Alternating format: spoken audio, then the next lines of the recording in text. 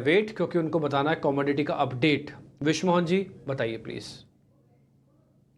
देखिए, कमोडिटी 10 बजे 10 मिनट की शुरुआत हम कर लेते हैं टॉप 10 कमोडिटीज के साथ किस तरह का एक्शन दिख रहा है। आज की शुरुआत अगर कहें तो सभी मसालों में आज कमजोरी के साथ शुरुआत हुई थी। कल भी आखिरी घंटे में गिरावट के साथ ही बंद हुआ था। जीरा देखिए 29,350 कल का क्लोजिंग भाव था, अब 29,200 के आसपास है। आज करीब 0.5% की गिरावट दिख रही है। हल्दी की बात करें तो हल्दी में आज भी गिरावट है, आधे % की गिरावट है। ऊपरी स्तरों पर मुनाफा वसूली कह सकते हैं इसे, 19,300 के नीचे अब आ चुका है। कल 1% की गिरावट के साथ हल्दी बंद हुई थी। धनिया की बात करें, यहां पर भी मुनाफा वसूली दिख रही है। हफ्ते भर में करीब करीब 6% की तेजी के बाद यह दबाव बना है। 7,600 के आसपास धनिया का वायदा है, लेकिन अराइवल धीरे धीरे तीनों ही मसालों के कम हो रहे हैं, उसका फायदा आने वाले समय में दिख सकता है। ग्वारगम और ग्वारसीड दोनों दायरे में कारोबार कर रहा है काफी समय से। 10,800 के आसपास ग्वारगम है, 5500 रुपए के ऊपर ग्वारसीड का वायदा ट्रेड कर रहा है। लेकिन फंडामेंटल्स यही है कि मंडियों में अराइवल सब काफी कम हो चुके हैं और ग्वारगम की जो एक्सपोर्ट डिमांड है वो भी काफी बेहतर है, लेकिन प्राइस पर उसका कुछ भी असर नहीं दिख रहा है। कैस्टर की बात करें, यहां पर भी सीमित दायरे में कारोबार है, 5,700 रुपए के आसपास। और कपास देखिए एनसीडीएक्स का वो 1600 के ऊपर है और 2725 के ऊपर है। कॉटन केक यहां पर तेजी दिख रही है। सनफ्लावर वायर 885 के ऊपर, कल 1.5% तक का उछाल दिखा था, आज दायरे में कारोबार है। मेंथा ऑयल 900 के आसपास, यहां पर भी सीमित दायरे में कारोबार हो रहा है। लेकिन चलिए और अब बात कर लेते हैं हम अपने मेहमान से। हमारे साथ अनुज गुप्ता हैं एचडीएफसी सिक्योरिटीज से। शुक्रिया अनुज जी, आपने वक्त निकाला।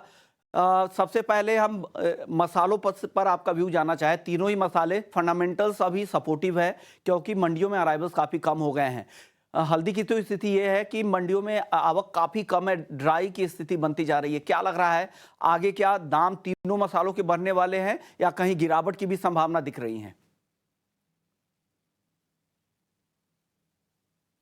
अनुज जी,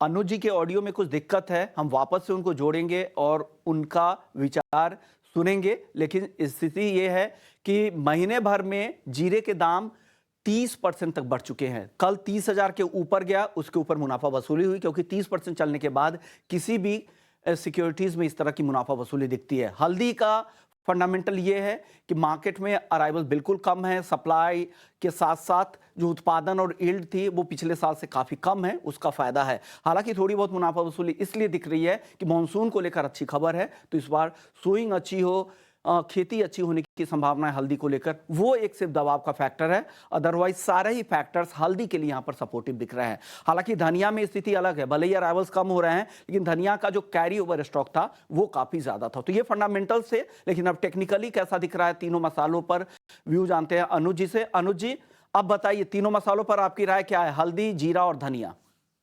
विष्णु जी गुड मॉर्निंग। देखिए इस टाइम पे जो एग्रीकल्चर कमोडिटी ट्रेड कर रही है वो मॉनसून का वेट कर रही है, और जिस तरीके का मॉनसून हम देख रहे हैं पूरे इंडिया के अंदर आने वाला है, एक्सपेक्टेशन है कि एक अच्छा मॉनसून आ सकता है, उसके चलते हमने सभी एग्रीकल्चर कमोडिटी में देखे। और सबसे ज्यादा इम्पैक्ट जो है वो मसाले करते हैं मॉनसून के चलते। तो मॉनसून मुझे लगता है कि अच्छा रहेगा, तो हम देख रहे हैं उसकी वजह से कहीं ना कहीं ओवरऑल सभी मसालों के अंदर एक रेंज बाउंड मोमेंटम देखने को मिल रहा है। और अगर हम टर्मरिक, जीरा या धनिया की बात करें तो मुझे लगता है कि अभी फिलहाल प्राइसेस एक रेंज में ही रहेंगे, यहाँ पे कुछ ज्यादा तेजी मंदी आपको देखने को नहीं मिल सकती।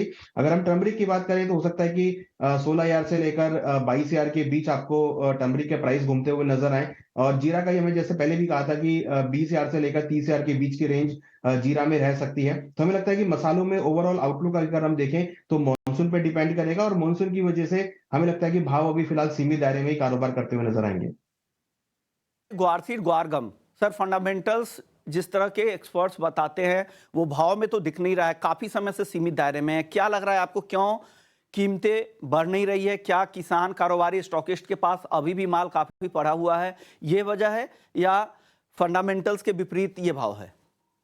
देखिए फिजिकल की अगर बात करेंगे तो वहां पर आपको अभी भी स्टॉक लगा हुआ दिखाई देगा। काफी लोगों के पास स्टॉक है, और हम देख रहे हैं जब भी भाव ऊपर आते हैं तो फिजिकल मार्केट में आपको अराइवल आता हुआ दिखता है। हालांकि ग्वारसीड, ग्वारगम भी ऐसी कमोडिटी जो पूरे ही मानसून से इम्पैक्टेड होती है, तो मुझे लगता है कि यहाँ पर भी मानसून का ही वेट है कि किस तरह का मानसून आता है। हालांकि हम देख रहे हैं कि काफी दिनों से प्राइस जो है वो एक रेंज में ही मूव कर रहे हैं, तो फिलहाल अभी मुझे लगता है कि प्राइसेस में एक रेंज बाउंड मोमेंटम रहेगा। ग्वार हमें लगता है कि ऊपर में करीबन 5,800 एक रेजिस्टेंस है, स्ट्रॉन्ग रेजिस्टेंस, और नीचे में करीबन 5200 एक सपोर्ट है। तो इस रेंज में हमें लगता है कि प्राइस मूव कर सकते हैं। 5800 अगर ब्रेक करेगा तो फिर आपको आगे प्राइस मोमेंटम देखने को मिल सकता है।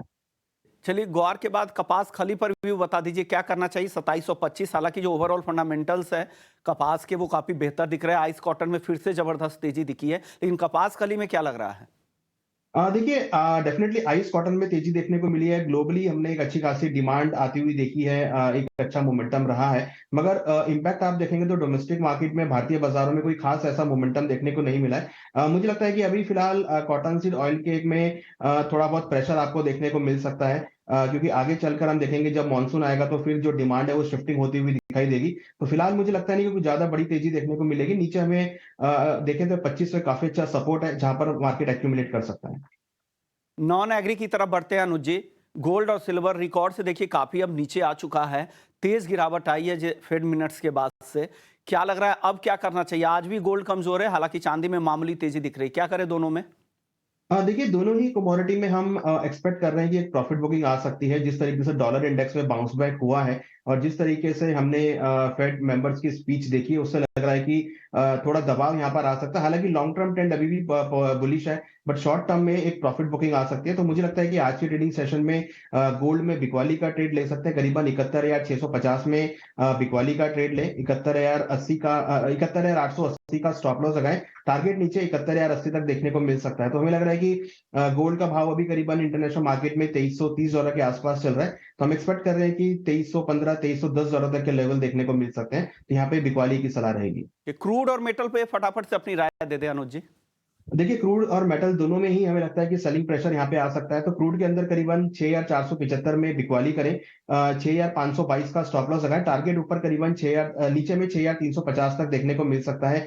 $76 हम देखें तो WTI चल रहा है, हमें लगता है कि वहां पर $72 के तक के लेवल देखे जा सकते हैं। सिमिलर काइंड ऑफ थिंग हमने बेस मेटल में कॉपर में गिरावट आते हुए देखी है। हमें लगता है कि कॉपर में अगेन सेल ऑफ देखा जा सकता है। तो जून कॉन्ट्रैक्ट में करीबन 906 के आसपास बिकवाली करें, 912.80 का स्टॉप लॉस लगाएं। टारगेट 894 तक देखने को मिल सकता है। तो आज हमें लगता है कि वीक का एंड भी है और कहीं ना कहीं हायर लेवल पे प्रॉफिट बुकिंग मेटल्स में देखने को मिल सकती है। शुक्रिया अनुज जी, आपने वक्त निकाला।